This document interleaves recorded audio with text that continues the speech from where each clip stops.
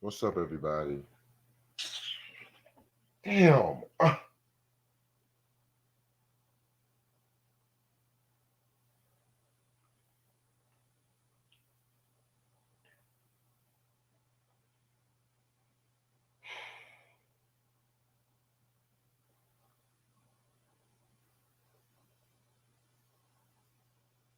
So why is my mom telling me channels that she wants now after I done rearranged this whole spectrum shit?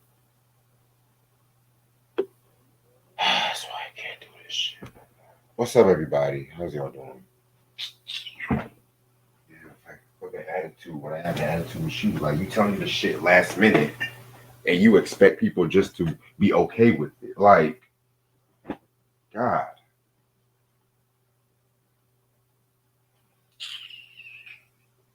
That's why I can't stand people sometimes. It's like y'all do shit last minute. Y'all expect me to fucking fix up the issues when y'all could have told me this shit ahead of time.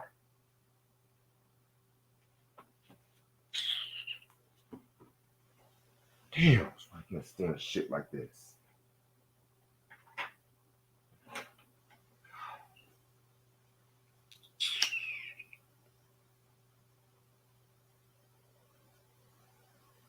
Yeah, we done a review on Charlie Baltimore's album Q.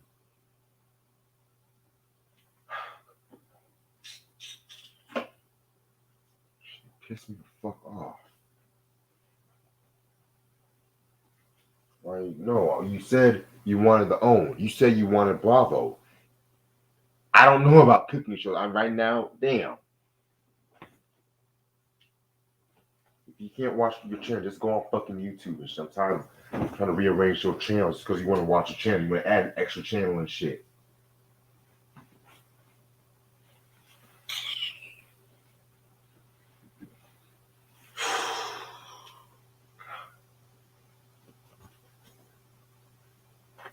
This shit's stressful as fuck.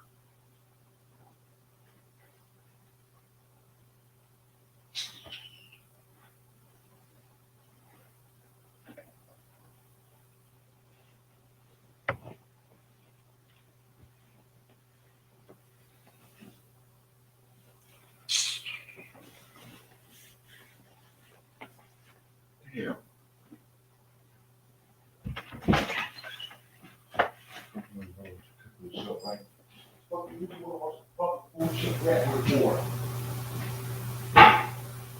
I should have told me this fucking shit ahead of time. I just want people always want to do shit last minute. They tell me this shit, they expect me to rearrange what I already got planned.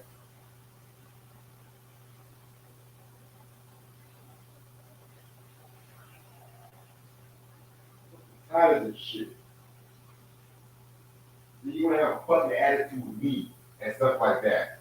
Where I told you I didn't fucking get my goddamn brain yet over some shit I done yesterday.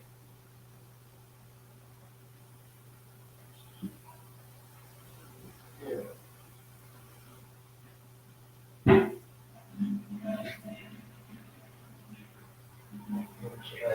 People want to goddamn keep that word. Try to act like this. Talk about goddamn face.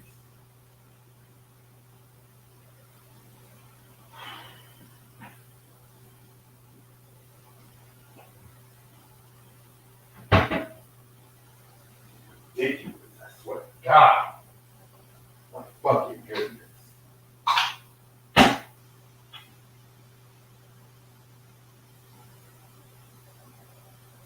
Not even going to sleep on time and shit like that and doing all this fucking shit. And you over here worried about some goddamn going to Ramsey or some shit. I don't know.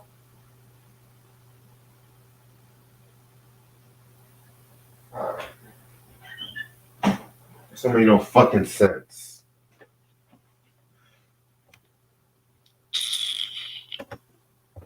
No fucking sense, yo.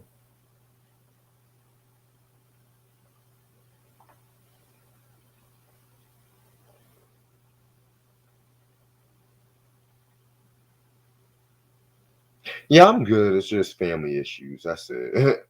I really don't want to bring that here, but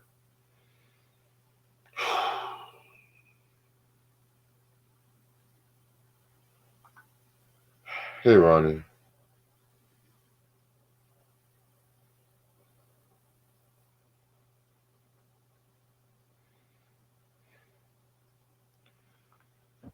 Let me see if I can help her with this shit. God damn.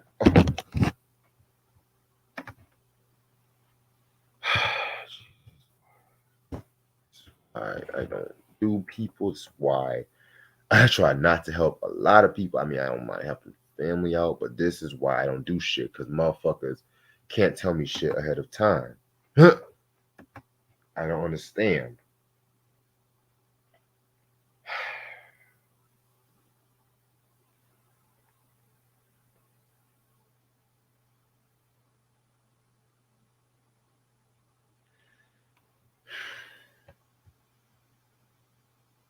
Let's see, let's see what plan I fucking got.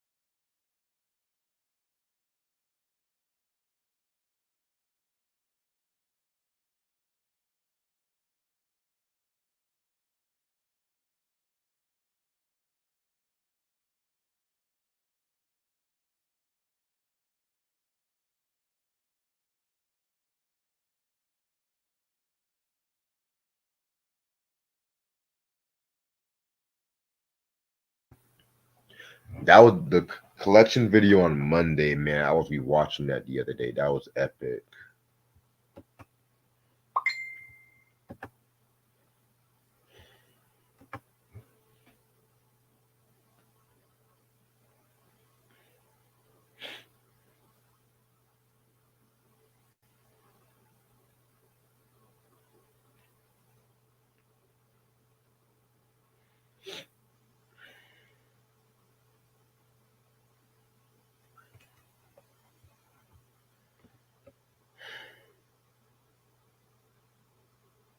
Okay, she has the Food Network. Hold on. Fuck, hold on.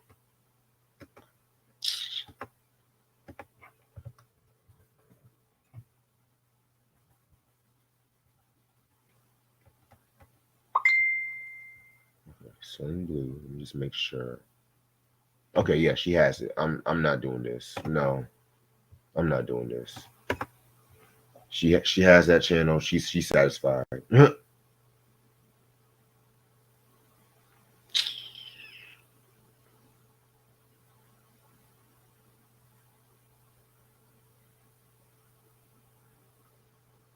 Like,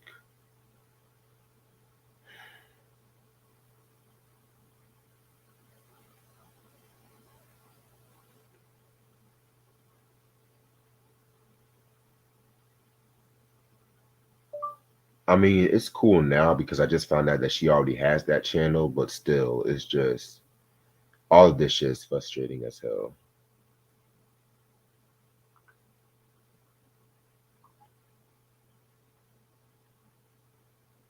It's cool now because she does have that channel, but still, it's just like frustrating as hell.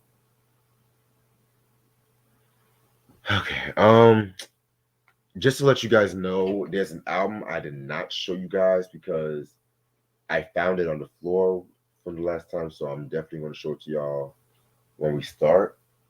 And the remaining albums that I'm going to get for the remaining of the, I don't know about remaining of the year because I might get some around Christmas, but up to my birthday, I might have about a couple more things I want to show y'all, but I'm going to wait till my birthday celebration in about a month and some change.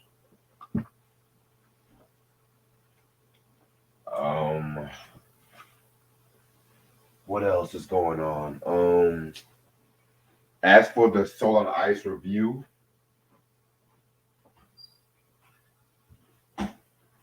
that one might be at an earlier time, but I will let you guys know when that was going to be available. What is your favorite TV network? Mm. Wow. I'm gonna be real. I really don't have a favorite TV network anymore because it's just like motherfuckers have different varieties and shit like that for different different networks. So certain shit I like might like from one channel, some shit I might like from another channel. But one thing I can tell you right now, fuck all those MSNBC, Fox News, all that bullshit. Yeah,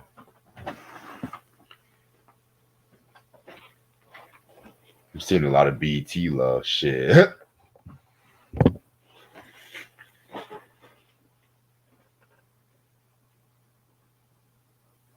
Yeah, man. Definitely. Like hell, I'm mostly fuck with the classic TV channels, like the classic retro TV channels of anything. If I just want some leisure and shit like that, you know what I'm saying? Because some of them shows I be watching can't really, it's not really on streaming like that too. So it just be like that.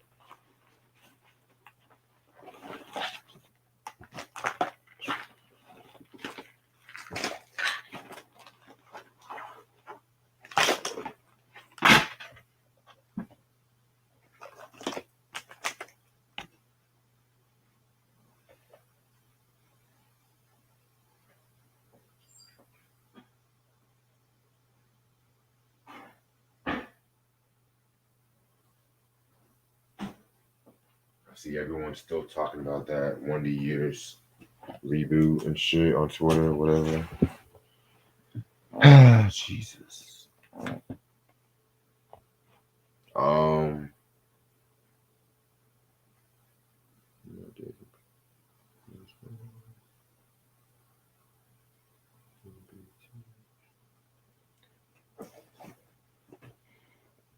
didn't BT have that Karen movie and shit like that everyone's talking about or whatever? Jesus, where is my ashtray? Yeah, man, it's not gonna be that long of a review anyway. If you were to put these two EPs together, it could have been a very dope N.W.A album and shit. Motown or Philadelphia International Records? Ooh. Damn, that's a tough one. That's a very tough one. If it was the 60s, Motown, 70s, Philadelphia, but I can't really pick, really. Now, if y'all would have picked Motown and Stax, that would have been a different story. What is the worst Cartoon Network of all time? Worst Cartoon Network show? Um, that one show with that little white boy with the annoying ass voice. I forgot the name of it. But yeah, but one thing about Cartoon Network I would give it, other than Nickelodeon, it did stay most time consistent. It still had the Adult Swim and shit. Because Nickelodeon was just after like the mid 2000s, it was just trash.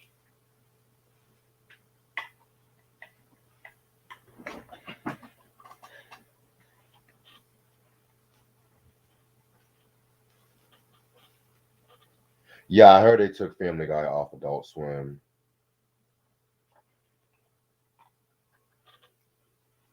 Because Disney got all the rights to Family Guy and shit like that. Well, Disney got the rights to Fox, so which I knew eventually it would come, but hell, maybe they can actually bring back some old Adult Swim shows and shit like that. Because I'm gonna be real, the only really show I watch from Adult Swim is Rick and Morty. Really, like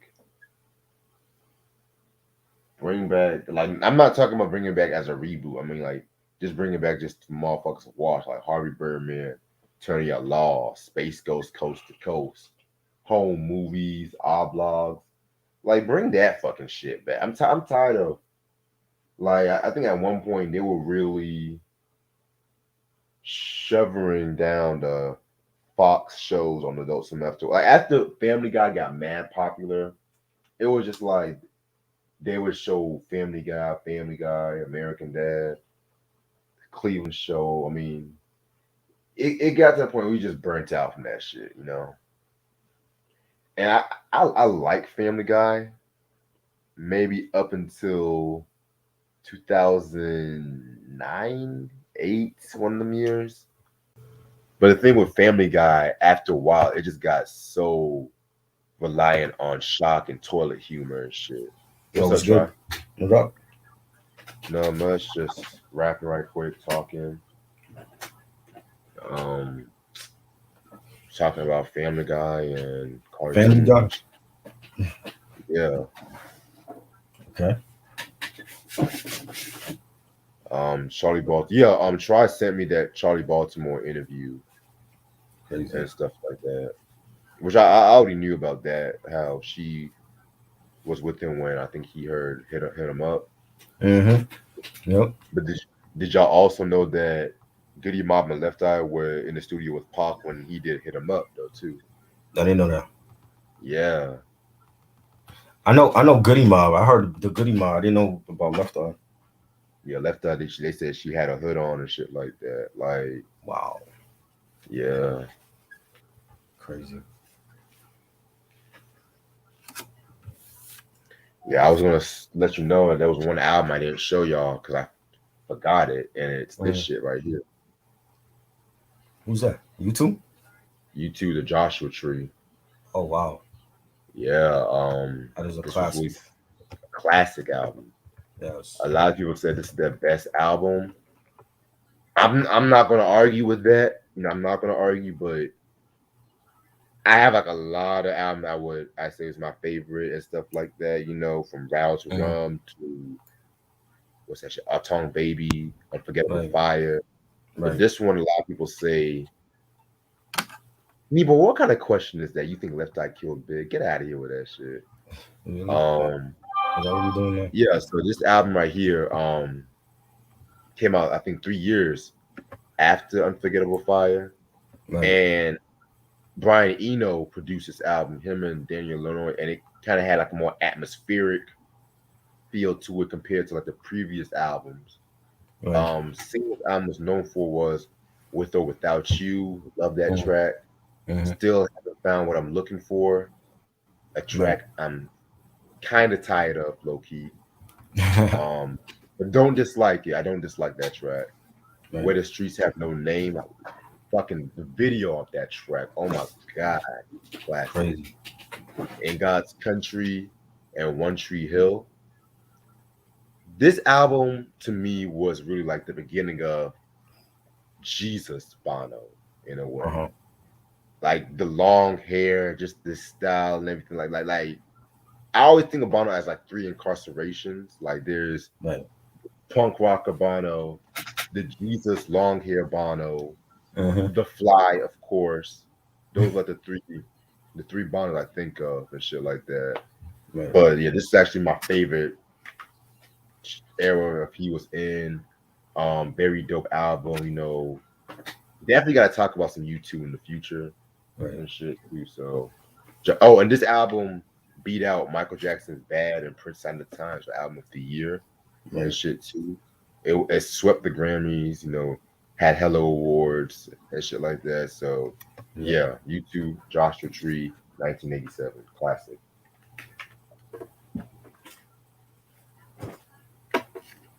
Back when rock music was dope and shit, man.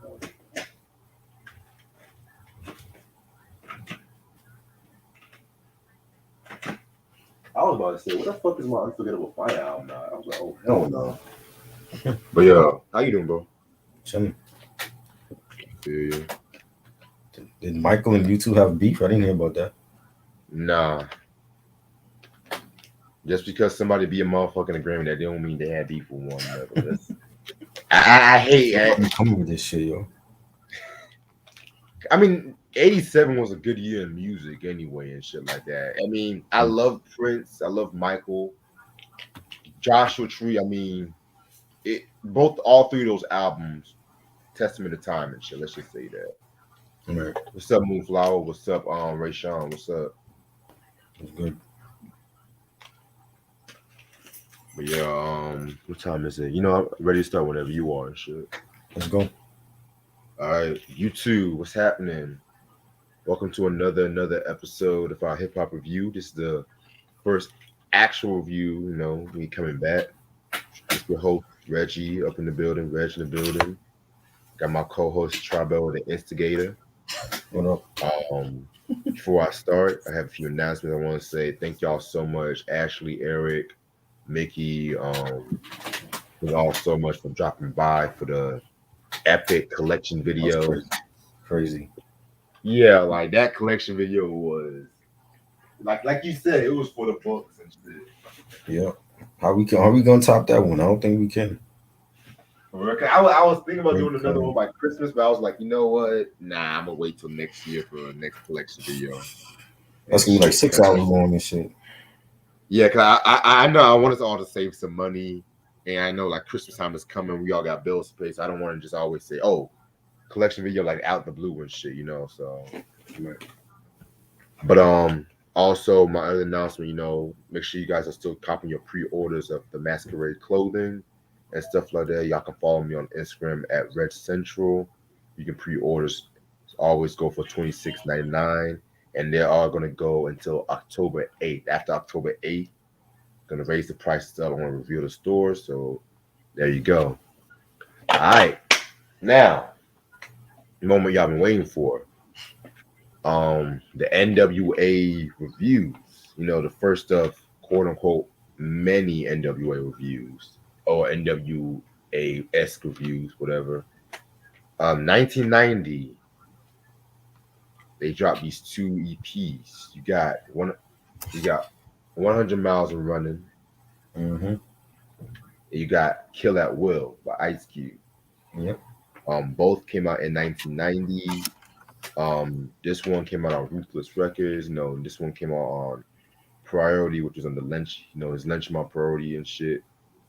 I've talked about this album, you know, what is EP when I talked about America's Most Wanted, but Right. I'm gonna be real, I did not like that review I did on America's Most Wanted because that was when I was having my tablet and my stupid ass tablet fell down Mm-hmm. and I had to like do two parts of that video. So yeah, whatever. But anyway, that y'all should know who N.W.A is. I mean, we've already done the Straight Outta Compton review weeks ago. Right.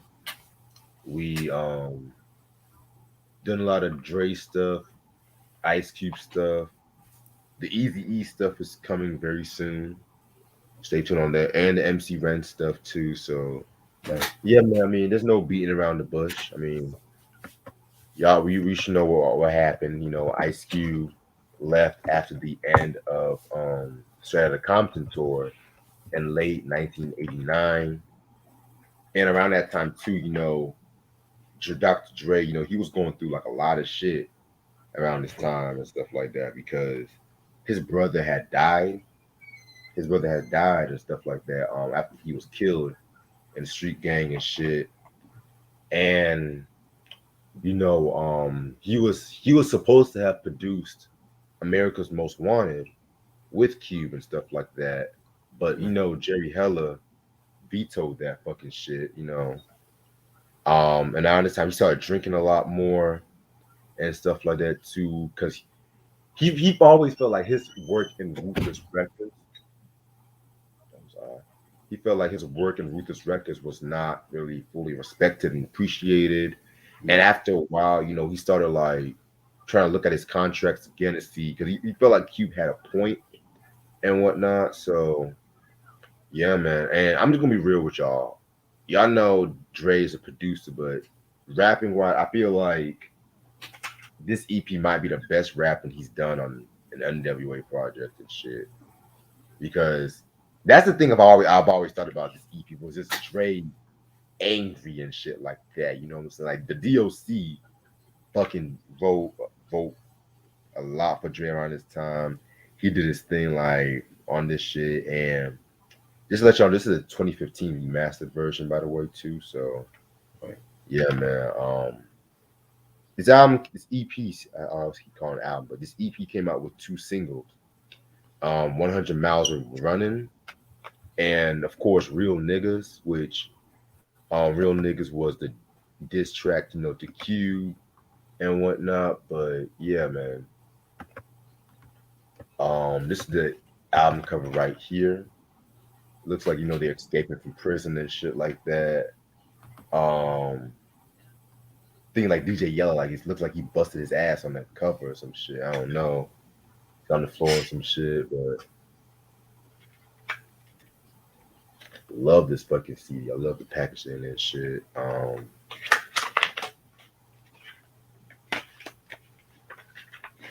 Yeah, man.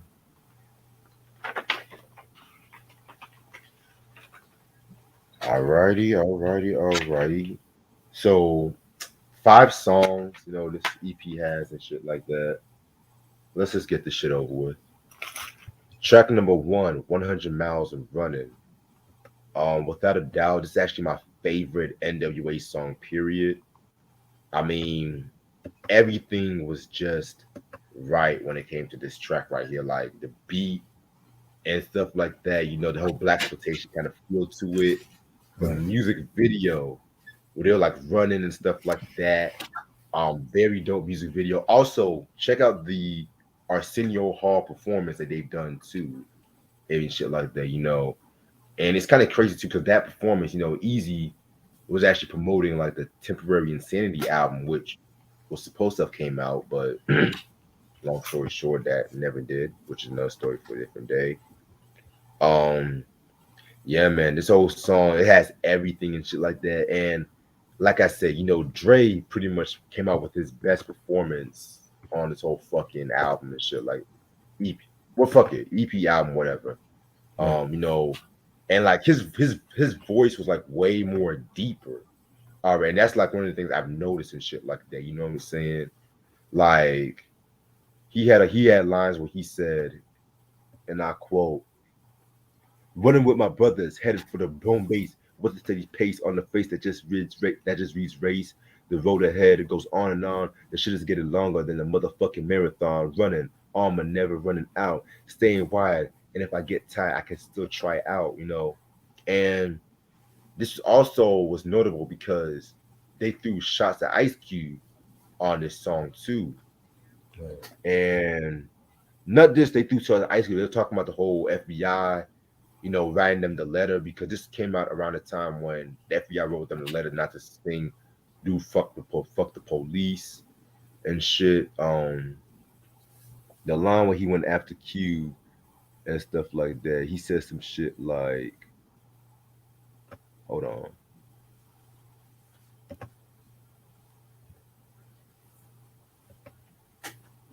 He said, it started with 5, but yo, one couldn't take it. So now there's 4 because the fifth couldn't make it. The number's even, and now I'm leaving.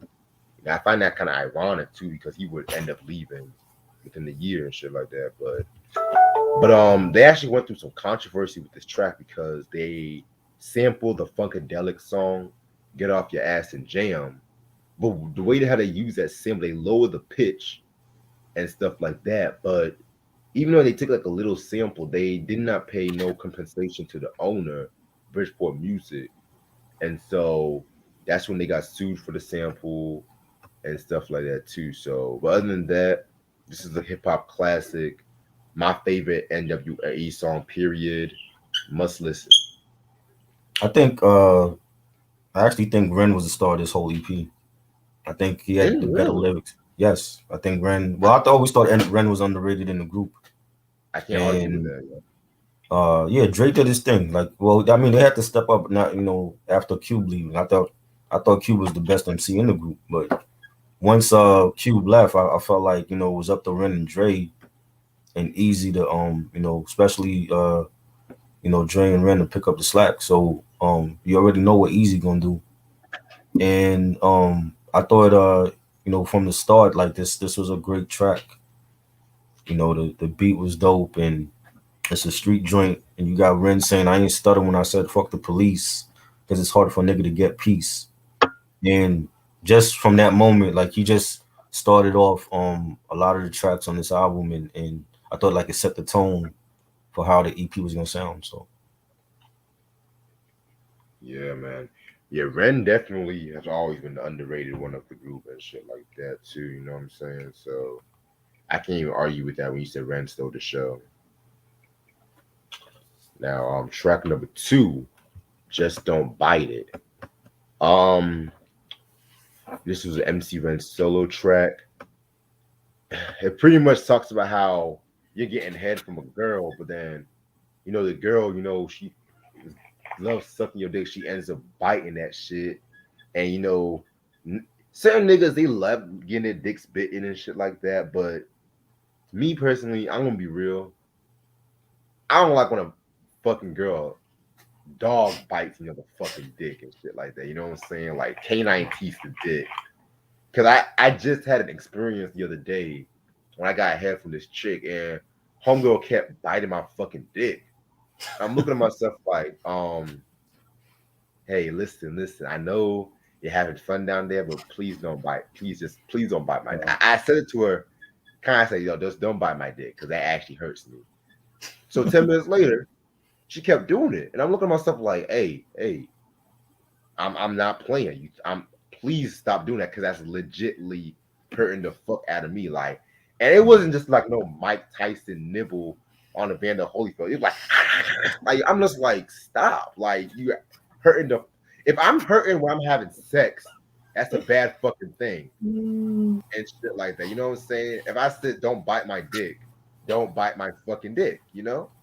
wow. So and so when it comes to this track, if do you guys remember the song "She Swallowed It" from the Niggas for Life album?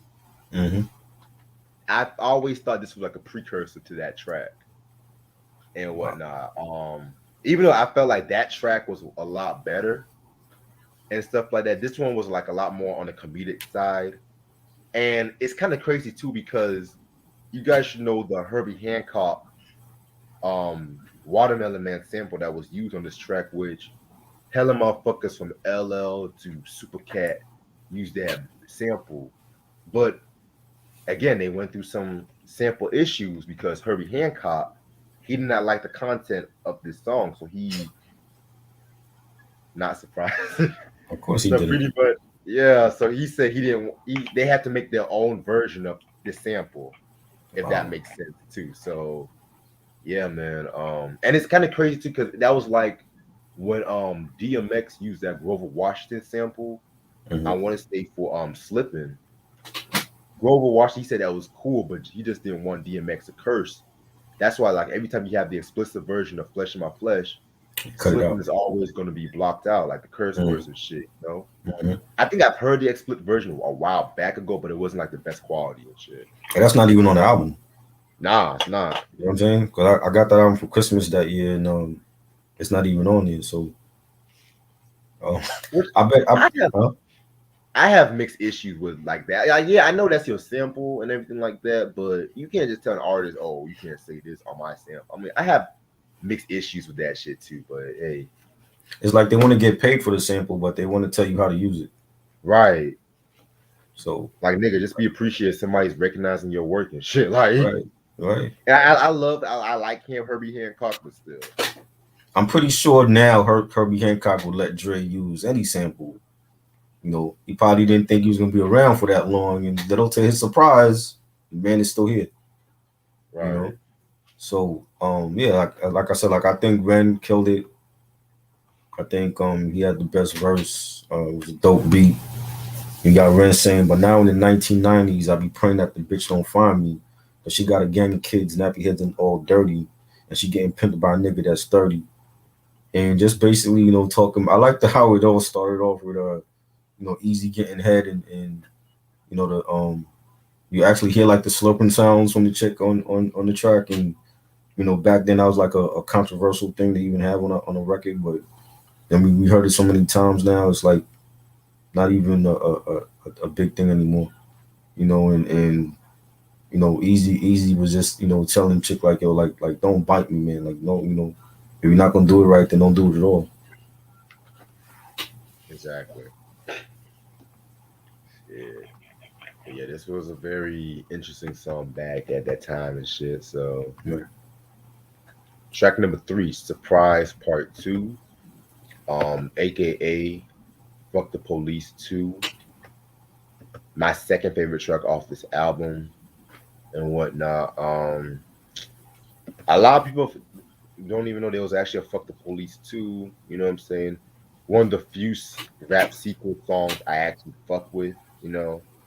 Right. Um, this one was like a lot more cinematic. It was a lot more darker and stuff like that. Like for one, like you have this intro where like there's this officer, this sergeant, aka Sergeant Kickass and stuff like Mhm. that, and he's pretty much like pulled over DOC, which Right. DOC at that time was the replacement. Well, not like he wasn't the unofficial member of N.W.A.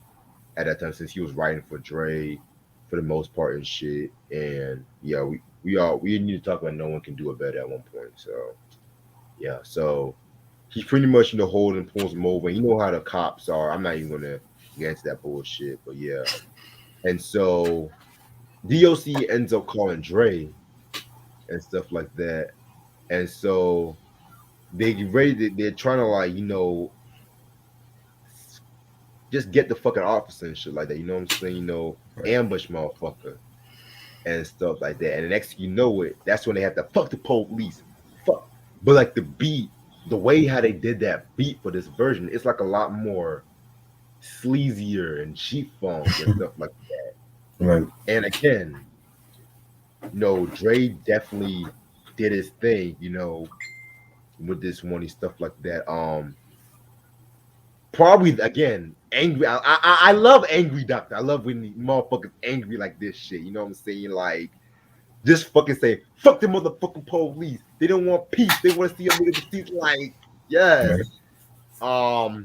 Speaking some real shit, and then motherfucker said, you gotta get, I gotta get. So what's up with that? You know what I'm saying? Like Dre just went in my fucking opinion and stuff like that. You know what I'm saying? I wish DOC would write for Dre a lot more, especially like if Death Row didn't really do stupid shit, you know what I'm saying? But that's a story for a different day.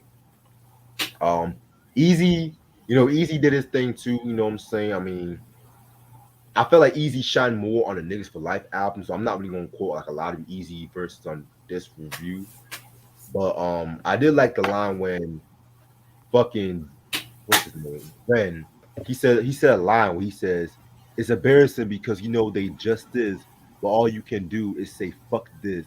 Because if you move, that's all she wrote. So what's the excuse to shoot? Or they rather stomp your head?" And that line is so fucking real too because there'll be some motherfuckers officers, right? Like I've read how motherfuckers would like you have the niggas like they'll have their hands up and stuff like that. And it's the one story I read when I think this guy was trying to reach for his ID because he said, but then motherfucker cop shot him point blank in the car and stuff like that too. So it's just like, what the fuck do you want us to put our hands for if you are still gonna shoot us and shit like that too? But hey, man, that's the way it They did is. that to Abner Lavina when he was reaching for his house keys and shot him like 41 times in the back. So Yep, you know, yeah, man. Um, and it's crazy too because I a controversial opinion. I've always felt like this one resonated with me more than the first "Fuck the Police" because the first "Fuck the Police" is a hip hop classic, but this one right here, especially with predating the whole Rodney King shit and stuff like that, 2 years prior and stuff like that. I mean, I feel like this song is definitely a winner and stuff like that, and again, should be recognized as one of N.W.A.'s best songs, next to "Straight Outta Compton," "Always Into Something," and so on and so on. right. But we have that stupid "Hello" song, but okay. Which I love. It's decent. It's decent. It's decent. It's decent. I wish that beat was better. That's why it's the beat. You don't like the beat? It sounds like a strip club beat. I can see Exhibit on that beat. You know what I'm saying? But hey, we'll talk about that when we talk about War and He Peace. could have. He could have turned it down. Who knows? You know. When I hear in the club, it don't sound like a D12 beat, and that was offered to them. You know. You got a point with that one. I mean, I can see some members like of D12, but Mhm. they wouldn't have impacted the way 50 did. Exactly. It wouldn't have been a big hit if it was with D12. So you know, I think it's a great song. Would I have done a sequel? I don't know. I don't think it needed a sequel. I just think this the whole shock value of what they were saying and the impact that Fuck the Police had was already there. You know, I don't know if they were going for another like shocking reaction. I don't think you need a sequel to a classic song already, but it was dope. I think Drake did his thing on here. He says shooting at every night, shooting at everything in sight. Tonight's the night to get hype and fight for what's wrong. Fuck what's right. And by the way, my name is Dre, so listen up to what I gotta say. And it had a dope beat, and it was dope. I don't know if I would have did a sequel to it. I just feel like when you have a classic song that had so much impact, and people even to this day know that song from this legendary group, you don't need to do no sequel to it. You know what I'm saying? They could have named it something else, and it still would have been a banging track. That's- Yeah, and I see your point with that too. But no, I think historically, right, they probably did it because of the whole FBI shit, which was mentioned a couple of times on this whole EP and stuff too. But I mean, So the police is corrupt. They've been corrupt forever. I mean, shit. Give us a new one.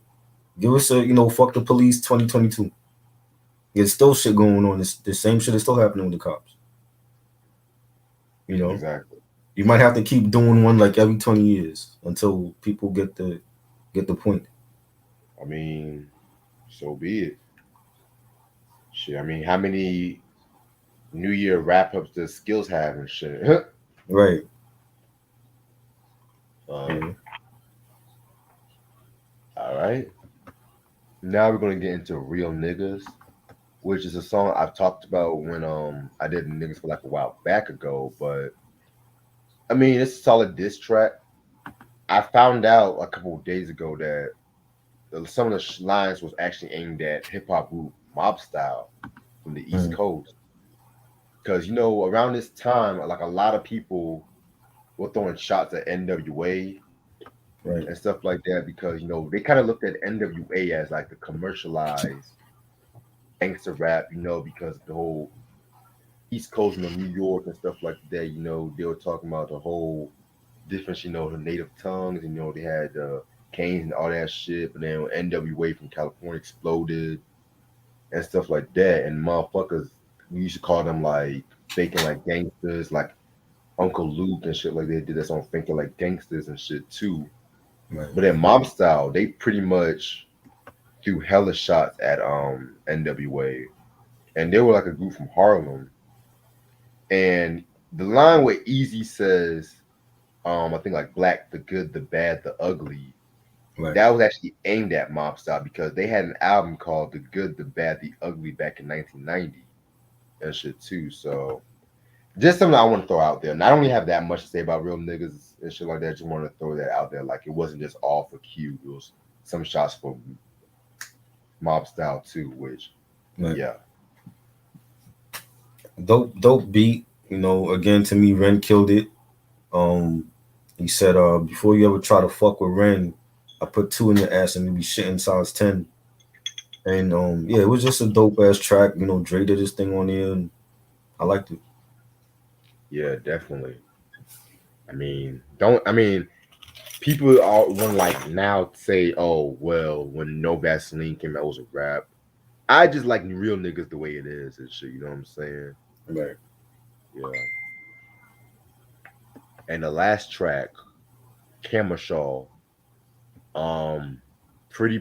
It's like an outro, like like it's like a advertisement where they're saying what's the name of your next album, and at Right. that time the Niggas for Life title was controversial, so They pretty much had to like say niggas for life, but they did the whole backward. They did the whole backwards to shit, Man. and they said, "Wait, what's the name of your title?" Like all that shit. You know what I'm saying? Mm-hmm.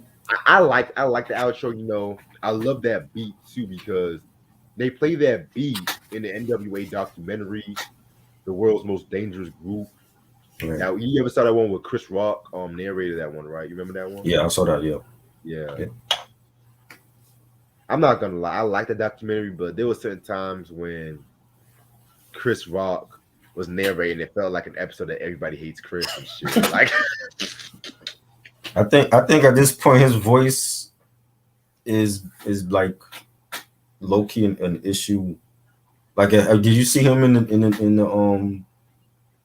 the Saw sequel?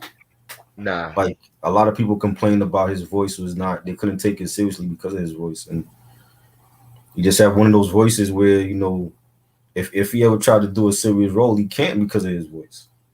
What he did. Pookie was a serious role. In New Jack City, Yeah. He yeah, he but can do dramatic roles and he shit. he played a crackhead in that though. You know what I'm saying? Like, it Yeah, fit but him. It fit it him. it You know what I'm fit. saying? He It don't fit. he don't do a lot of dramas. If you know that, he do either comedy or stand up films, and you know what I'm saying. He don't do a lot of drama. Well, You know, you know who was originally for that role, right? but which one? Pookie? Yeah. Who was it? Martin was originally supposed to have been Pookie. He could have did a good job too. Yeah, he didn't because around that time he got the role. Robin Harris had died, and Mhm.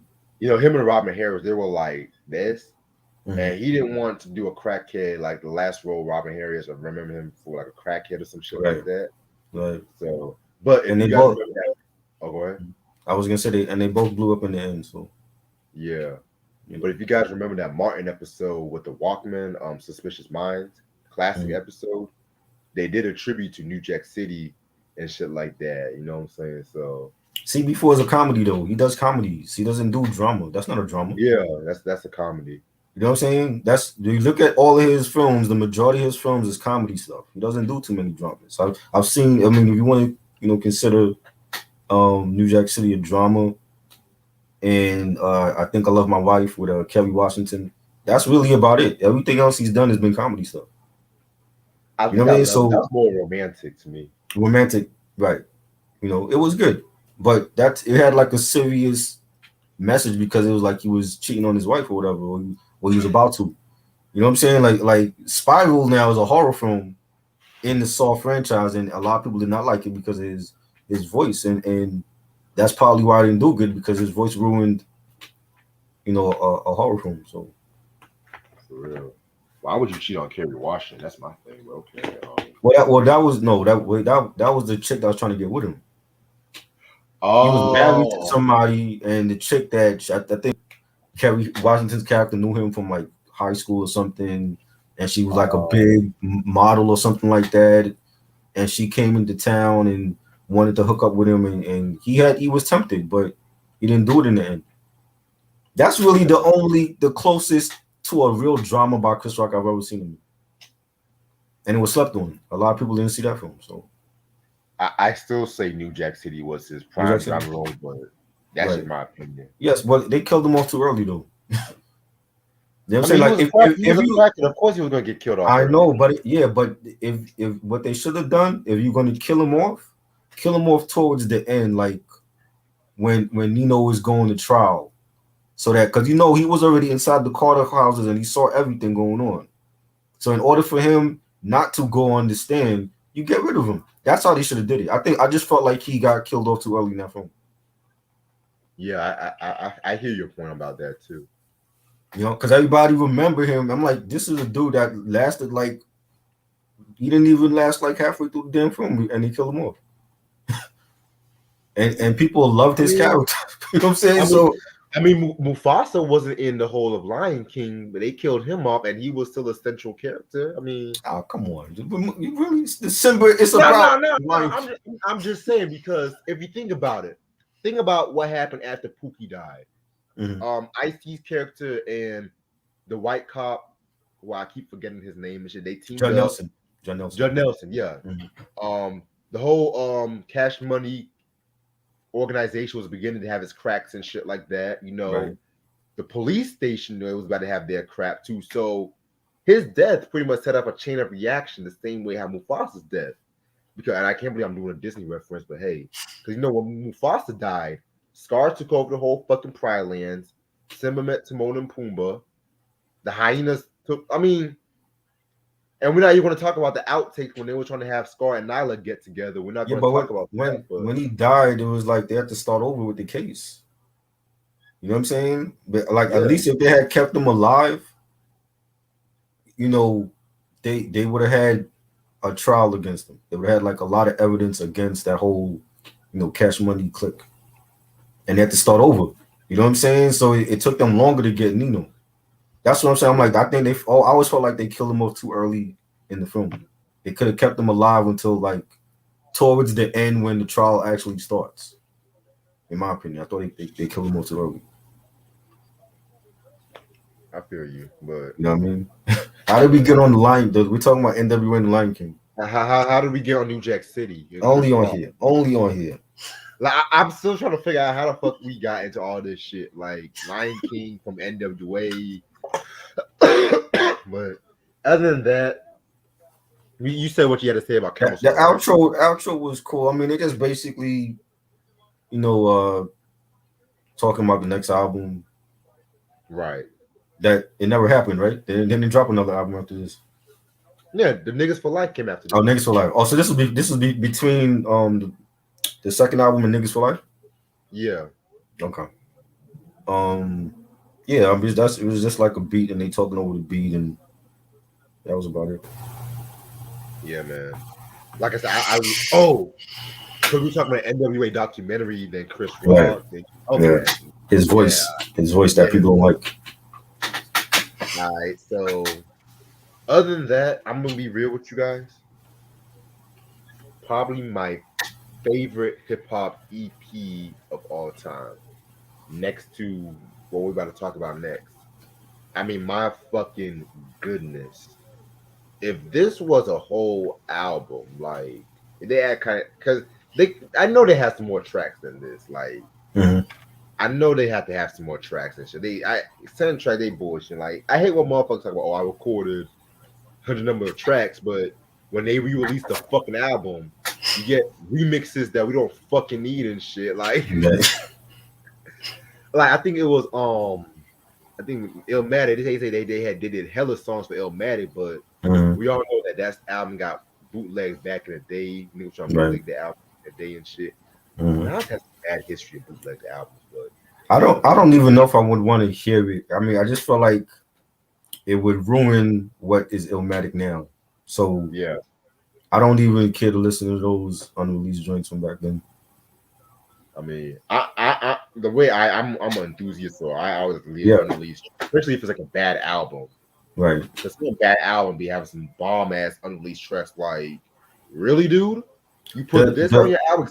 This the shit? unreleased stuff from the Plan Double album was the only ones I could hear, like from Illmatic, from I Am and Nostradamus. Those are the ones on the lost tapes that were great. The lost tapes too, all those songs he did for like Hip Hop is Dead, and I didn't Nah. care for those songs. I always want more unreleased tracks from the It Was Written era Hmm. and stuff like Does he that. have any? Huh? Does he have any Yeah, they from said Illmatic? they had hella niggas talk about they had hella joints, but motherfuckers don't be putting the fucking shit out. I mean, yeah, y'all put the Silent Murder track on the re-release track Right. album, which is it's cool, but You want to everyone hear tell me about. more? I was like, yo, I got the European version of that fucking Hmm. album. Especially if he had other features during that time that could have been Yeah, on It Was Written. Like where the features at? for real. But other than that, I'm gonna give this EP a 5 mics and Yeah. shit like that. Dre and Ren definitely did a thing, rapping and stuff like that. Ren and DOC definitely did their thing. Doing the writing. Easy was just being easy, which is always a good thing and stuff like that too. You know what I'm saying? And we can't even talk about this album without talking about like the chemistry between Dre and Yella on the boards too, Right. because I felt like with this EP and Niggas for Life, the production speaks volume. Like, Right.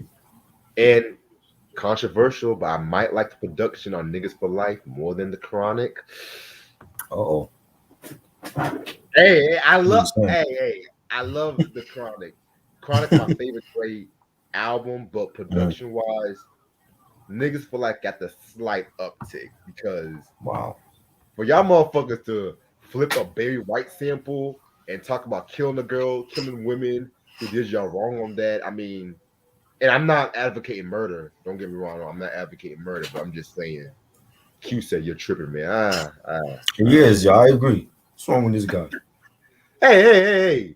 Can we just all admit that 90s Dre was him at his pinnacle, like up Mhm. to '03 at least. Okay. Yeah. So But you Niggas for don't like Life, no Dre after '03.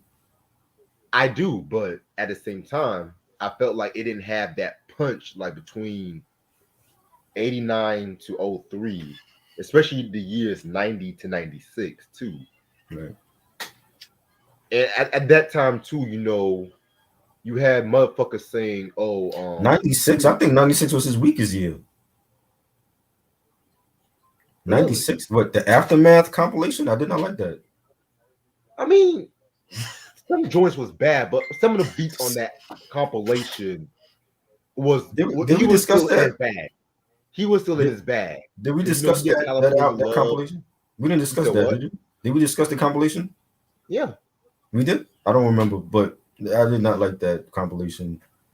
That I didn't like the R&B joints. That's all right. It had the same issue with Marley Marl's Control Volume Two. okay. Yeah, cause Yeah. 96. I mean, 96 was like he left Death Row and started Aftermath. But what did he put out really other than the compilation? Well, we all know he was supposed to put out hella shit, but Mhm. you know how Dre is perfectionist Right. and everything like that. And plus, he was still trying to get himself together. Suge basically took everything from him. Mhm. So And he did something on assassination, and yes. he did the Puppet Master was the Puppet Master joint I love with Cypress Hill, Mm-hmm. classic of collab. I love that joint, you know. But I mean, I think 96 will be. I mean, Bane, it was a transition year for him. So, but it's Dre. You know what I'm saying? Like Dre is the goat. So Right. I it's definitely a classic, a 5 mic classic to me. For only 5 songs, and there's ain't too many artists in this day and age that could drop a classic EP now. So, Ren to me was the starter EP lyrically. Dre did his thing, and a lot of these songs you could have added to any of their albums. Straight Out of Compton or Niggas for Life. You know, right. Yeah, man. I mean, I miss when niggas used to do EPs and hip hop and shit. It's like, but especially when it's like, that's a rare thing. Just like double albums, like it's not a lot of people that did EPs like that. yeah. You know, Now niggas just do mixtapes and they just rap over everybody else's songs and shit, right? or they'll be like, oh yeah, this song didn't get cleared for samples, so we're just gonna drop it Mhm. on Twitter and shit like that. So anyway, so 5 mic EP. Let's get next to the next good shit. Bada bee, bada boom from that I need my well. case. I need the case for this. I Oh need the shit, case for this. you Damn got the you, the OG. CD killer. Yeah, this is OG copy, but it didn't come with the case. Oh Damn you, CD collector. you know what they used? I used to know a guy that used to sell CD cases of any album and shit like that. Right. If I can find the information, I'll send it to you. Okay, cool. I don't yeah, because there's some albums I'm like, damn, If a because if a Q you said said if a what? dead rapper was alive, which EP would you like to? I would like to hear a EP from Biggie, like 93, 94 Biggie, because he had unreleased shit too. Oh, don't even get me started on that shit. You know that would have I been kind of dope. want to hear unreleased shit from Life After Death too, Yeah, if he has some. I'm pretty sure he has. I mean, he has the songs that he went at Pac that he never put on the album. True. You know what I'm saying? So I mean, when you do a double album, you're doing a lot of tracks. I know Puffy got unreleased tracks from Biggie. Definitely. All right. So Kill at Will came out December 18th, 1990. It came out with singles such as Jacking for Beat and Dead Homies, produced by Ice Cube, Sir Jinx, and Chili Chill. Um, yeah, not really that much to say about this EP, but just the fact that this is just riding off the success of America's Most Wanted, and y'all should know that Public Enemy, he was working closely with Public Enemy around this time too, and Right. shit like that. So don't get the clean version, because I think the clean version it says L at will or some shit like that, or it just says at will and stuff. Right. So yeah, this is the last of Jerry Curl Q, fucking holding the pistol and shit like that. So fucking glad I actually got a physical copy of this, because Right. It's out of print. right, because I used to. I mean, I still have the America's Most Wanted 2003 edition, where they Mm. just slapped that on the edition too and shit like that. Which I didn't Right. I didn't mind, but hey, You I'm a wanted the separate version. yeah, I feel you. and especially for YouTube purposes too, because Mm. I don't want to just hold America's Most Wanted album and just be like, hey, this is me, you kill that will and shit. Right. But they were kind of selling this album a bit expensive online for some reason too. So Yeah. luckily I got a good I'm copy. Hey, I'm happy to just have the CD. So because it's Yeah, that out of print. Sometimes if you just have the CD, it's okay because a lot of these shit go for like coke prices, like Eric would say. for real. Yeah, yeah, man. Back when motherfuckers had merch. Right? Ice Cube kill at will. Yes. All right, so this one is a bit more shorter than 100 Miles of Running. Has about two remixes, and it's 7 track. Well, technically six tracks, but we'll talk about it. Track number one, Endangered Species: Tales from the Dark Side remix featuring Chuck D. Very dope remix in my opinion. I mean, this song really did not really need a remix. Think looking back now, Right. but it was nice to hear Cube and Chuck D, doing their thing. Hmm. It's kind of crazy because Chuck D's actually going through a little controversy now, because he says some shit about the R. Kelly Okay. verdict. How he said that it's a shame that he's locked up and that people should have sympathy for Kells or whatever. But I got what he was trying to say. How he said we should help him, but the way he said it, motherfuckers not having an issue with it and shit. Right. Tell you right now, we better not cancel Chuck D. That's all I know right now. But Exactly. Well, I'm not. I will never do that. hell no, I'm not going to chance no Chuck D and You know shit. what I mean? But that's another story. I don't want to bring the whole R. Kelly verdict Right. right here, because everyone's going to ask me about Kells this, Kells that, and I'm not in the mood tonight. Ask me instead. Huh? I said, ask me instead. I'll tell you how I feel. Yeah, man. But yeah, Endangered Species remix. It's a solid remix. You know what I'm saying? Very solid remix. I feel like they were both definitely. It wasn't who was the best. They were both. They had their point, and they both did their Right. thing. Yeah, it was dope.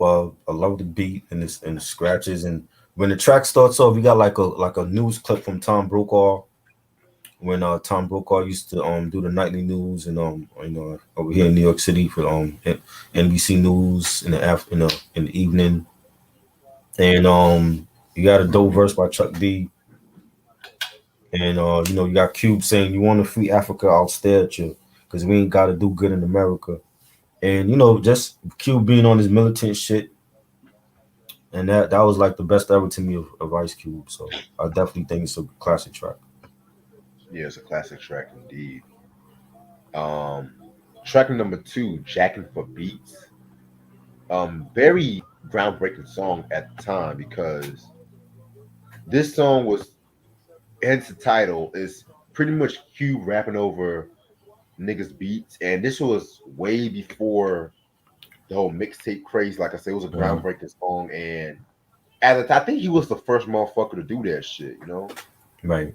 Like on wax. I want to say on Mm-hmm. wax Mm-hmm. because the beats that he rhymed over was "Call Me D Nice" by D Nice, Classic. EPMD. So what you're saying? "Welcome to the Classic. Terror Dome" by Public Enemy, which he killed in my opinion. Mm. Humpty Dance by Digital Underground, Yeah. James Brown, Funky Drummer, LL Cool J, Big Old Butt, and the X Clan, Heed the World of the Brother. Right. And the story with this track, because I think he talks about this track on the Check the Technique Volume 2, was that he always wanted to like rap over motherfuckers beats and stuff like that. And he was doing like a demo version with Chili Chill. And the thing about it was the fact that Sir Jinx, he was the one that pretty much assembled everything together in a way and shit like that too. Right. And so it was just pretty much remixes. It was just like pretty much remixes and stuff like that too. And it's crazy to think about that song now. You Mm-hmm. cannot really get away with a song like that now because you gotta think about publishing. You gotta think about sample clearances and shit too. You gotta think about all that shit. So What you mean, like a and freestyle? I mean, we just saw Common do a crazy freestyle to different beats. yeah, yeah. I mean, I'm not talking about like a freestyle. I'm talking Mm. about really the way how Cube just mashed up all those beats together with all the motherfucking songs and Right. stuff like that, on wax. Because these days motherfuckers are too sensitive about letting other motherfuckers rhyme over the beats and some shit like that. But yeah, this was a very hot joint in my opinion. The video was dope too. Mm-hmm. Dub C was in the video too. Again, we do have to talk about some Yeah. Dub C in the WC. Mad Circle. You don't have any of the albums, do you? I have the shadiest one and Ghetto Heisman. Oh, but you don't have like the Mad Circle Nah, album. not the master. Nah, I don't have those. Okay, cool. Yeah, man. I had an opportunity on getting the shadiest one, but Uh, I, it was always there. Then when I wanted to fucking get it, some motherfucker got that shit. So I was like, fuck. you jump on it when you see it, yo. Yeah, because Mhm. I was mostly looking for the Mad Circle album because those are the ones I want in my collection, especially the Ain't a Damn Thing Change album and shit. But that one goes for a stupid amount of money. Right. I'm gonna see if Hoovy got that one or got that one again because Hoovy be kind of all the West Coast shit. What's up, crew? That's good. Yeah, but yeah, Jacking for Beats, very dope track. I think there's certain artists that could get away with still using people's beats like Jadakiss the God MC. I think he can get away with using anybody's beat The and God nobody MC. and because people know if we had Jadakiss freestyle over your beat, you're gonna kill it. I don't think the artist will mind. And he probably gonna kill it 10 times better than the artist that had it. You know what I'm saying? Mm, Or if we hear Nas over one somebody's beat or Conway and Benny, they're gonna kill it. So I don't think it's a big thing now. You know what I'm saying? Like at one point it was like, that's why you have mixtapes, because when the whole idea of mixtapes is doing what you wanted to do and going around the label and just putting it to the streets, and there was no rules for that. So you can freestyle all day. Terminology, anybody listening to Terminology, when he first started coming out, he was dropping like freestyles over everybody's beat. You know what I'm saying? Like he made mixtapes doing that. That's how he got like, you know, he started getting popular from that. You know what I'm saying? And was killing everybody's beats. If you listen to the Fabulous mixtapes, the Friday night freestyles with DJ Clue, he was killing everybody's beat. I don't Mob know Deep, about killing everybody's beats, but okay. he's Fabulous can spit. You know what I'm saying? He has great mixtapes. His albums is the issue, but he was killing everybody's beat that was out. When you listen to Mob Deep came out with a West Coast mixtape, and they freestyled to all West Coast beats, and he killed it. You know what I'm saying? So that's why you had mixtapes to get around the label where you can release anything that you wanted, and there was no rules about it. You know what I'm saying? But All right. for this, back then it was unheard of. You know what I'm saying? And for him to put it on an album, on an EP was great. And he had a video for it. That's really like the first time they started playing Ice Cube stuff when he went solo over here. Because before then they wasn't playing. And remember, they wasn't playing N.W.A stuff. So when Ice Cube went solo, this is really the first video that they showed on Video Music Box over here, and on Young T Raps and Rap City, and he killed it. Like the EPMD beat. So what you're saying, the classic Public Enemy, Welcome to the Drone classic. The Humpty Dance was already a classic, and Cube just flipped it. And I like the lines when he said, but I don't party and shake my butt. I leave that to the brothers with the funny haircuts, and it'll drive you nuts. Steal your beat and give it that gangster touch. And classic freestyle, man. Like this is Cube in his prime. This is the Cube that I miss. Definitely.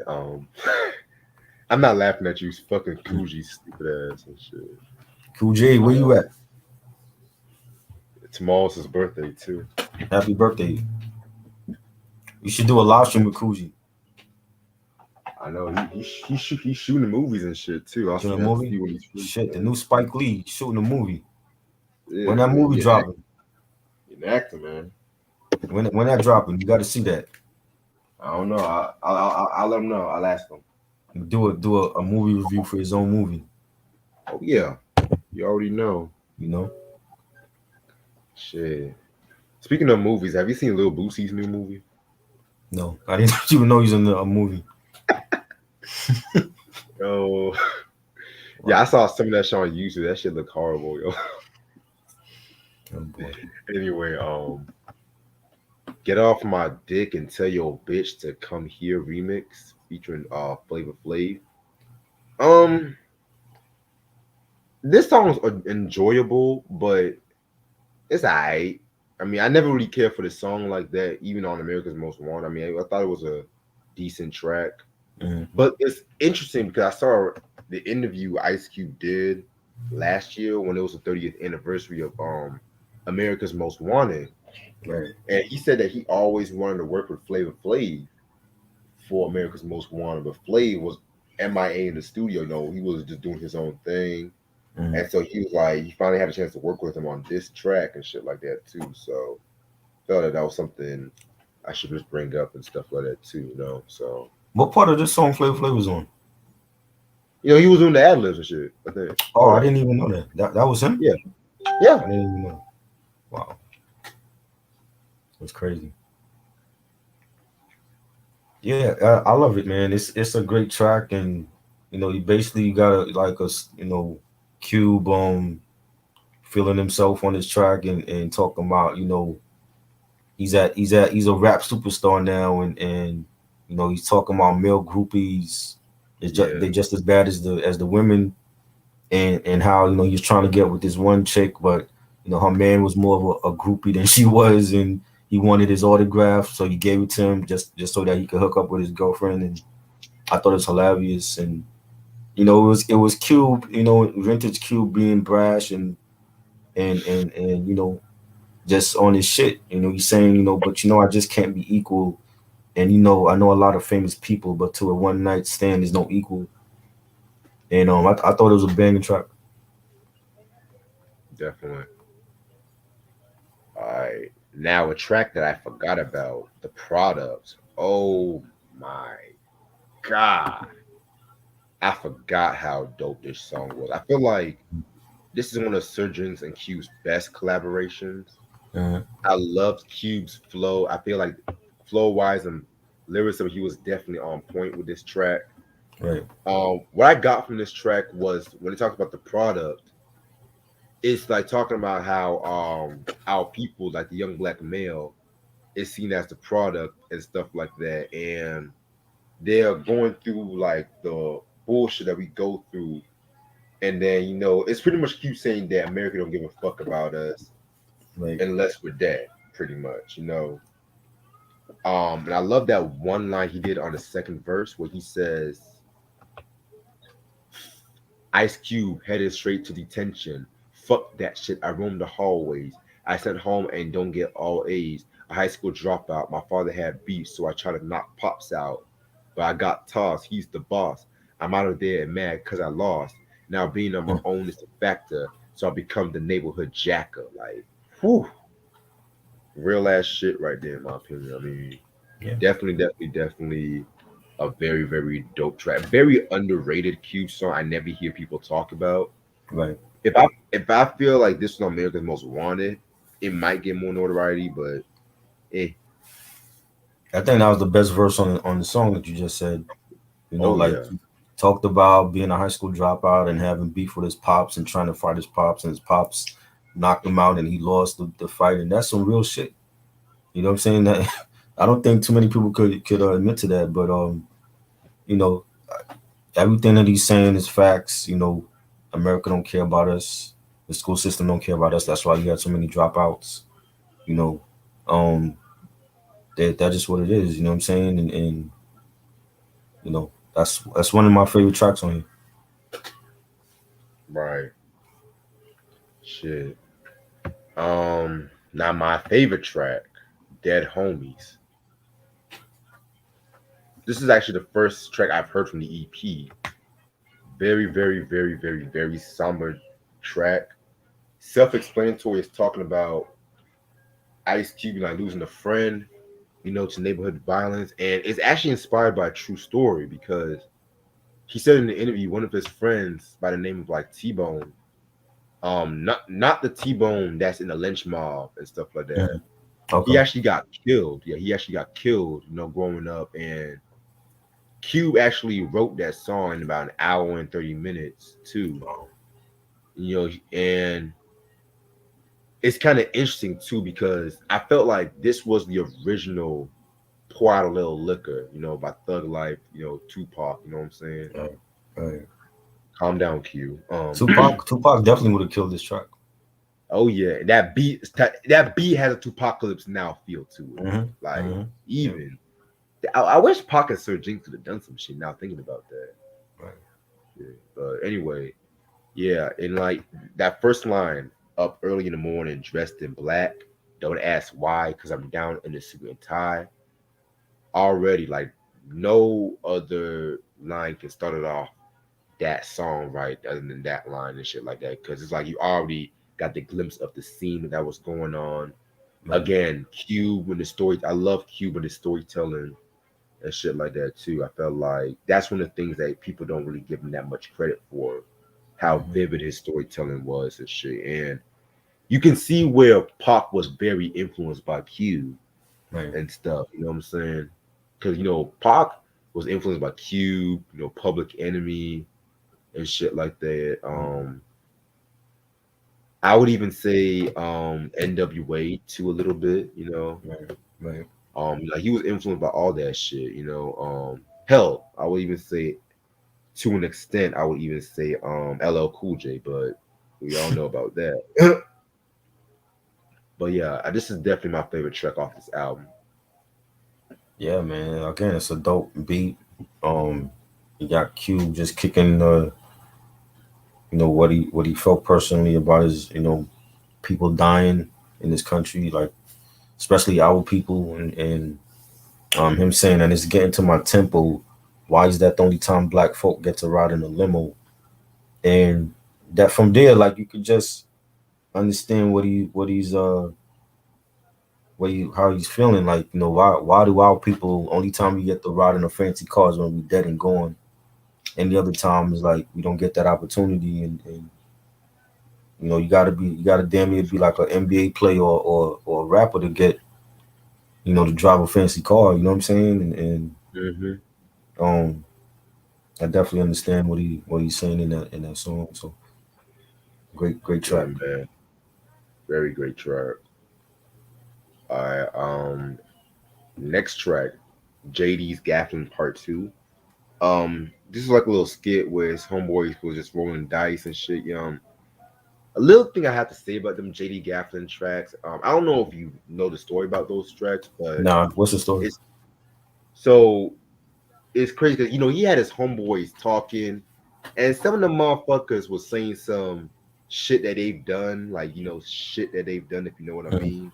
Right. And I want to say Sir Jinx, he didn't want motherfuckers getting arrested, so he had to take out like a lot of shit or Mm, done some mixing around with the beat, so motherfuckers mm, won't really snitch on themselves on wax and shit. You know what I'm saying? So right. that's I just had to want to throw that out there. That reminds me of that Boondocks episode when Gangstalicious Mm. was snitching on Niggas don't care, so shit. yeah. But yeah, that's all I have to say. You had to say anything on It that? was no, I mean it was like I mean it's a skit, you know what I'm saying? So Yeah, the 36-second skit. yeah, yeah, Right. All right, and now the last track I gotta say, "What's Up." I love a good outro song that definitely keeps me entertained, and I love this track too because he's giving a shout out to like a lot of motherfuckers like from Digital Underground to Public Enemy, LL and shit. But I want to talk about this track for the beat, the way he used that Isaac Hayes sample, the hyperbolistic syllable. Y'all know the song I'm yes, talking yes, about. from Yes, a hot buttered soul. yes, that Mm-hmm. the Yeah, piano, the way they mm-hmm. pitched that sample down with them piano Mm. beats, and Crazy. it made it like a lot more smoother and Mm. gangster. Oh my, That's the same beat that Muggs used for Puppet Master. yes, a lot. Yeah, a lot of people use that. A lot of Yeah, people use yeah, that and Public shit. Enemy. Yeah, Like I said, it Logan. That's one thing I liked about when niggas used to have like shout out tracks. Because in my opinion, I feel like the best shout out track was Compton Most Wanted when they did the Music to Drive By mm-hmm. track. With that, they used that did that sample with the Yeah. da, da, da, da, da, da, da, and Mm-hmm. shit. And this is also notable because he threw a shot at N.W.A in the last line where he said, well, not a shot, but a precursor of what's to come, where he's on the phone with this reporter, Right. and it's like, since you went solo, what's up with the rest of the, and Ice Cube pretty much hangs at the phone, and the operator said, if you need help, hang up and dial the operator. And we all know what happened next. Mm-hmm. we all know, we Yeah. all know what happened next and shit. Hmm. I think it was a wasted beat. He should have rhymed on it. Yeah, he should have. The beat was for that fire. You could have dropped a few bars and then give your shout outs. You know what I'm Yeah. saying? And I mean, it was. I liked the beat. I just felt like he should have. It was wasted. He should have, kicked a few bars on it, and it was dope. Yeah. Hell, even MC8 rapped a little bit on the shout out Hmm. tracks and shit. You know? Right. Yeah, Yeah. don't even drop a full 16, drop like an 8 or a 12 or some shit. Hmm. Right. Yeah, man. But I feel like the most wasted opportunity was Bismarck's To All Boys off the I Need a Yeah. Haircut. That Hmm. fly ass beat. Oh my Yeah. god. And then yeah, cool. He said, yeah, over here, the diabolical Bismarck. Like motherfucker was counting his words and stuff. Like, is he okay? I had him. Is this motherfucker okay and shit? Like, he's Right. like, this is it. Like, I'm just like, calm down. Like, why is he so fucking hype on this goddamn track? I don't know. All right. Might have been high. Anyway, you know what? He might have been high when he did that joint. So Probably, man. you know Shit. what I mean. Other than that, I'm not gonna waste no time. This is my second favorite EP in hip hop and shit. Right. Um, I'm not gonna lie. Like, even though I like the Endangered Species and shit, it didn't really need a remix, but everything else was perfection, at Right. least, and stuff like that. You know, if you love America's Most Wanted, consider this like dessert. You know what I'm saying, or an appetizer. Well, I would say 100 Miles and Running was more of the appetizer. This is more dessert and shit too. So, this is actually out of print and stuff like that. So, if y'all Yeah. want to find this, you must have in your collection. I mean, this is vintage Ice Cube. That's the best way I can say about this EP. So glad I finally got a copy of this. Yes, sir. This is 4.5 for me. I think it's a great EP. Vintage Cube. The production was great. You know, he did his thing. You know, jacking for beats, classic freestyle. Get off my dick and tell your bitch to come here. Endangered Species of Chuck D. I think it's a classic EP. So Yes. this is Cube at his in his rawest form. Anybody that love '90s Cube, this is the shit they listen to, in my opinion. fuck all that 2000 shit. '90s Cube is what I fuck with. It's great. Definitely, man. Um, yeah, man, it's just like crazy because his shit like this just doesn't get any better than this. Like N.W.A, they had some of the best EPs because we do also have to talk about MC Ren's Hmm. 1992 EP. That's coming up, y'all. Right, Um, Easy Ease EPs that's gonna come later on, either later on this month or early next month. I'm not too sure yet. right. Then A lot of the West Coast artists did EPs. The East Coast didn't do that. You yeah, know, I think the only East Coast people I can think of at that time was maybe Tribe, De La Soul, Beastie Boys. Tribe did a EP. That revisited. I thought that was an EP, or that might have just been an unreleased album. But some people call it an EP Okay, from sources. So I that's the only Tribe release I need. I have all the Tribe albums, but I want that okay, revisited one because that had that booty Benita Applebaum Hootie mix and shit. right, Fire. yeah, I just love music, man. It's like shit. right. It's like hell, Benita Applebaum didn't need a remix, but the Hootie mix was just as good as the original. Hell, I might even like that more than the original. Nah, I love the Shit. original. Yeah, the I original don't. was good too, but the I don't Hootie think it's too many like Tribe remixes that I liked. I mean, because the original shit was just so great. It's like, how you gonna top that? Other than the scenario remix, I don't remember any other Tribe remix that I liked. You know, yeah, yeah, the scenario remix that was cool. I know they did a remix to a War Tour. I heard a while back. I Um, might have heard that once. I don't remember it. yeah. Oh my God Oh, remix was dope. I like that, yes. but I The love the stress. original one more. Stressed Facts. Out remix. But which one? The Bad Boy remix? That one? That one is That on one my with iPod. Faith Evans, right? Of course. Yeah, yeah. She's Yeah. on the original. The remix has Raphael Sadiq also. Yeah, the Bad Boy remix. Yes, That was one I liked too. that was dope. That was dope. Heck, another group that did very dope remixes was Gangstar. Yes, definitely. And they had dope unreleased tracks too. Like Mhm. their B sides, like whoo. Yeah, they need to put that out. Yeah, I need that full clip compilation and shit. That's the one I need. Great, greatest hits collection. That might be the Yes. best greatest hits collection in hip hop. Yeah, yeah, you're right about that. You're right. Beastie Boys, I like their collection too. The sound was it the sound of science or some shit like that. That was dope. That was a great Um, one. mhm. I did not like Jay Z's greatest hits like that. To be real Nah, with you, it it's focused too much on the 2000s and late and he 90s. was still dropping. He was still dropping hits after that. So he Hey, need another one. He might need another greatest hits hey, album. David Bowie dropped the greatest hits in '76, and he was still Mm. dropping hits Right, after. he's still So dropping hits. Right. yeah, Queen got like what, like three of them?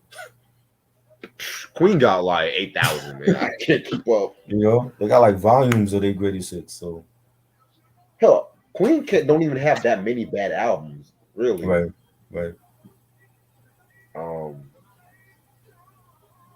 shit. Oh, so definitely got some upcoming shit I want to talk Mm-hmm. to y'all about. So this Sunday is the Rage Sundays and shit. Mm-hmm. Yep. In other words, a rock band Try actually likes. For once. For once. For So once. yeah, and I really cannot wait to talk about Rage because this might be a group that we might not have not a bad word to say about none of this Right, shit. And right. yeah, this fucking Friday we're gonna continue on with the NWA esque with the West Side Connection re-review slash terrorist Right. threats review. Yep. It's gonna be one of my authentic reviews since I've not heard terrorist threats in years. So Same. I haven't if paid. I I haven't paid that shit if I in say yet. it's a good album, it's a good album. If I say it's a bad album, it's a bad album and shit. So I mean, I because that's the thing. Sometimes when I do these reviews, I try not to look at what the critics say. I try Right. not to, unless Hmm. if it's noted, like the Pudgy King of New York and shit like that. Right. Definitely, that was one where I had to definitely look at what the critics had to say, since that was the reason why it got shelved in the first place, because critics actually meant something back at that time. I But never listen to critics because everybody got their own opinion, and as long as you like it or don't like it, that's all that matters. So there's yeah, many albums that people don't like that I probably like. I think oh we was gonna do a discussion on that too.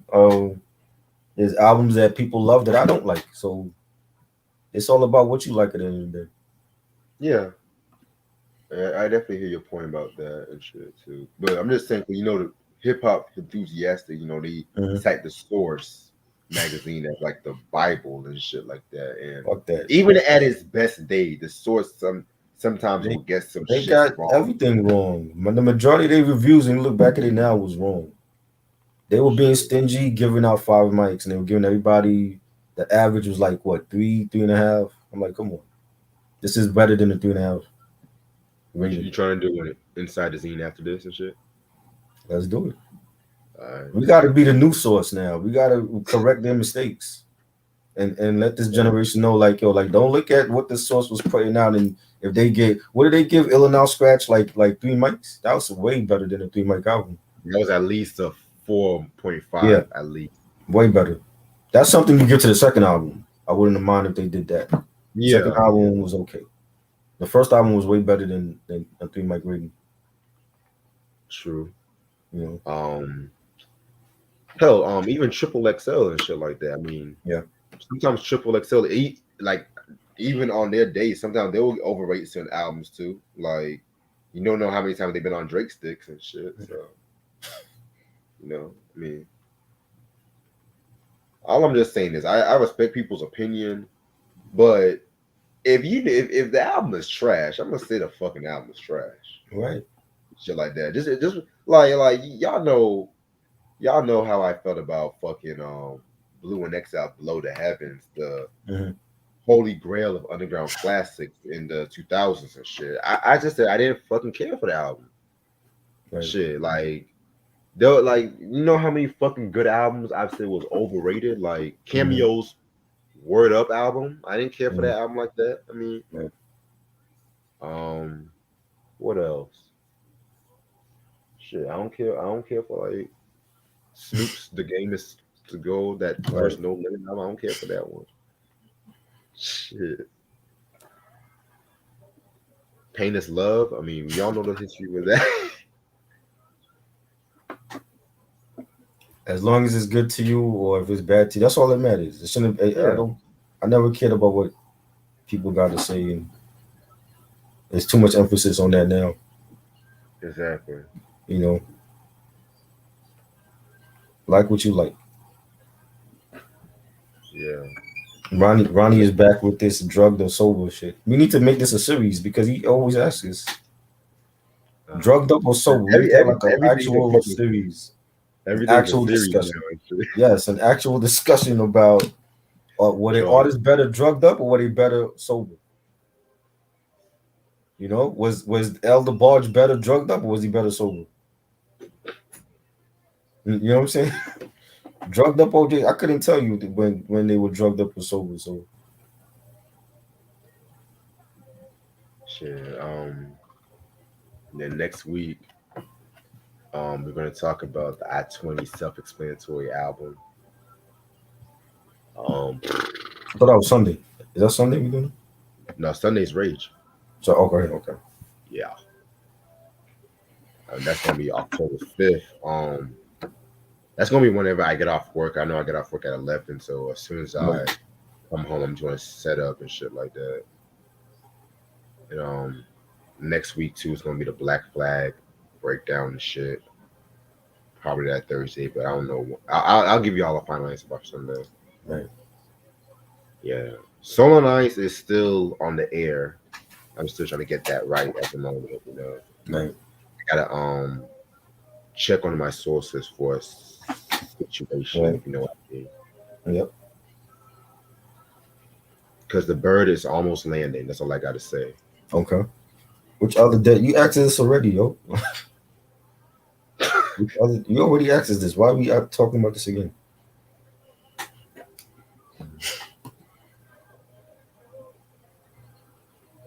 Y'all funny as fuck.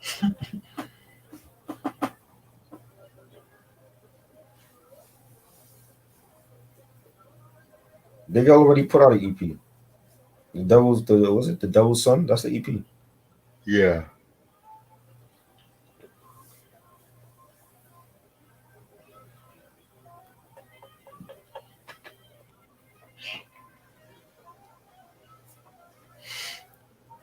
Well, it's about to be October, man. What the fuck? Yep.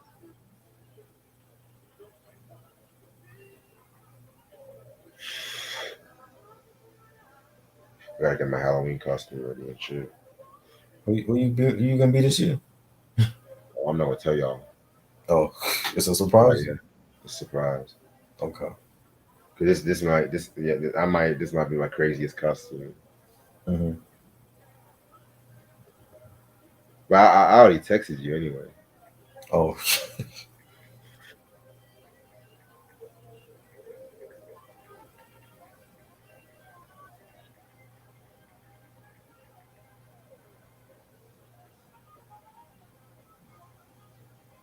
yep.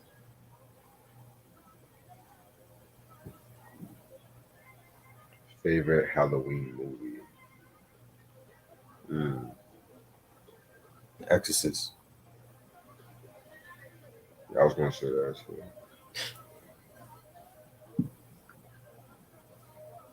Best horror from all time. Dead ass.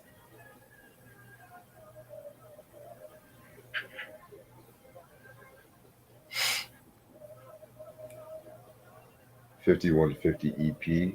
Um, I didn't really care for it that much. I'm gonna be real with you, but I'm gonna save most of my thoughts for later. Favorite magazine, The Source. Jet.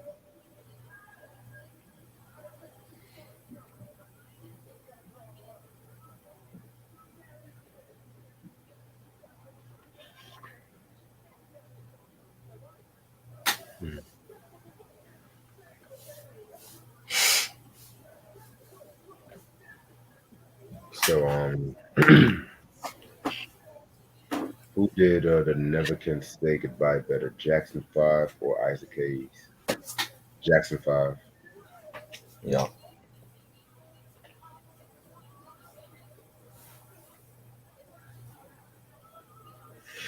Yeah, Q, I do have a DVD player. Yep. Blu-ray player. One day I might get a VCR just for fuck's sakes. You gonna start buying VHS tapes again? Hmm. Maybe because Yeah. some movies like are not on fucking DVDs and shit, or if they're on DVDs, they got some shit taken out. Right. But yeah, I'm a get this inside the zine quick ready and shit like that because I do gotta finish up some thesis work tonight. All right. Thank y'all so much for watching. I want to give a shout out before we leave though. Of I want to course, do shout what out you gotta do. follow 80 if you're on Instagram, follow 80s, 90s, and 2000s vibes. Some great people. We're doing some collaborative stuff on IG Live, talking about music and comics and movies, all that nostalgia from the 80s and 90s and 2000s. Follow their page on YouTube on 80s, 90s, and 2000s Vibes Network. I'm part of I'm like the newest member for their collective, so just trying to do everything different shit you're gonna see me on. We had a great live discussion on what was it on Tuesday, and yeah. So follow them if you're on Instagram and follow their YouTube channel. And yeah, man, you just gonna see me on a lot of shit. You gonna see me on a lot of different platforms. Hey man, do your thing, bro. Do your You know what I thing. mean? Nothing wrong with that. Yeah. Shit. All right. So definitely stay tuned. This upcoming Friday, we're gonna do the West Side Connection double review and whatnot. Sweet. And Sunday is gonna be Rage self-title. We're gonna talk about that. Mm-hmm. What else? What else? What else do I want to say? Oh, um, I am gonna record the remaining parts of the beef episode and shit like that. And I'm trying to drop at least the In Living Color episode, the first one. I'm trying to drop that hopefully by this weekend. Right. And the next episode, whenever I finish that by next weekend and shit like that. I don't know Right. when, but trying to make everything right and shit. And this one, the Living Color is gonna be long as fuck. That's all I gotta say. That's probably gonna be like a 2 hour episode at least. So Wow. yeah. That's gonna be dope. And because like I said, it's a lot of the information I got, I could have easily done in 3 videos, but I want to explain what I mean by that and shit. Right. So, all Okay. right, and try. Thank you again for Yes. the No doubt. as usual. Want to talk about these N.W.A. EPs and shit if y'all can find them. I mean, I Yes. feel like you'll be able to find this one a bit more easier, in my opinion, Mm-hmm. than Yeah. this one. So, all right, and without further ado, hope everyone has a good night. And make sure y'all pre-order stuff from the Masquerade brand. And I'll see y'all later. Yes. Peace. I'm Peace. about to send you the inside video, okay? All right. Cool.